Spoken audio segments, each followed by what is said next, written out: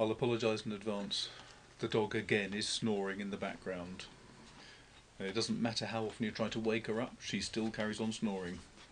Today, however, I'm going to be talking about another excellent book, and this one's called Squire Throwleigh's Heir.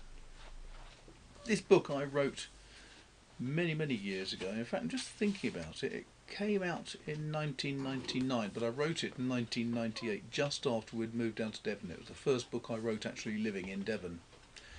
And I thought at the time it was really quite a good one. It's probably one of my strongest, darkest books, I'd have to say. Readers tend to like the fact with crime books that there's a twist at the end. There's a significant twist with this one, which I can't give away obviously, but I think that the story itself is particularly strong. It started out because when I first came to Devon I started walking the dog along some of the country lanes, and one of my standard walks took me over towards Throwleigh, nice little village on the eastern side of the moors, and I would go past a series of rocks. And every time walking past there I thought that would be a fantastic place to have a house. The view from there was superb, looking down south over towards the moors, towards Fernworthy and Shilstone Tor. And I always really loved that location. And I thought, I know what, I'll build a house there.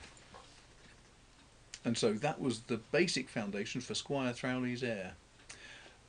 It's a book that included a lot of different aspects though that I'd discovered during research. One of the things was there's a superb book about the Masters of Defence and English defensive fighting techniques by Terry Smith. And that book went back all the way through to the Norman invasion, talking about English fighting techniques. Terry Smith is a martial artist. He's a black belt at karate and various other forms of fighting.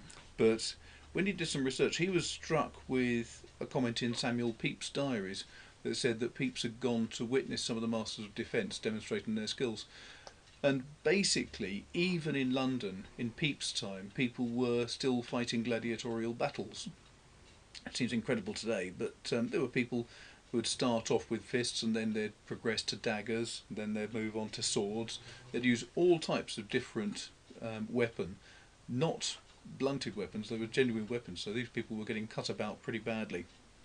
But when you look back in time, there were Masters of Defence all the way back, and certainly in Edward II, Edward III's reigns, these guys were specialists in teaching people a set group of techniques that could be used whether you were fighting with your fists, whether you were fighting with swords, whether you were fighting with daggers, or even staffs and lances.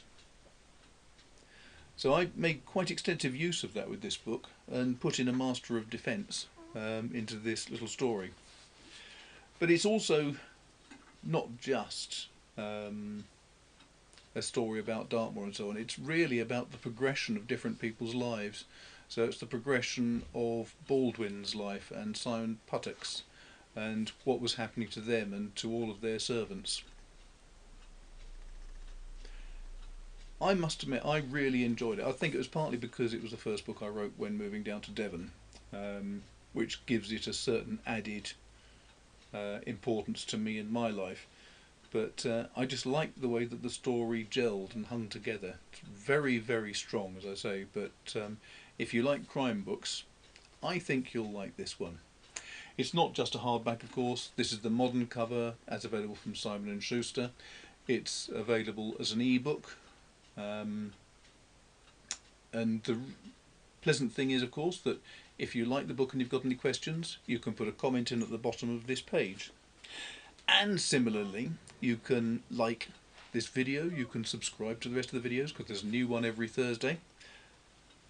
You can make comments and favourite it, you can share it on social media, but the nice thing is I'm going to be putting up a question and answer session on YouTube in a little while, but it will be based on the questions and comments that I get from you, the people watching. So if you've got any points that you'd like to raise, if you've got any questions about my books, the style of writing, or how I do my research, where I get my inspiration from and so on, please do put a comment in, and then I can incorporate your questions into the video when it goes up. And apart from that, thanks a lot for watching. Hope you enjoyed it. I look forward to seeing you next time.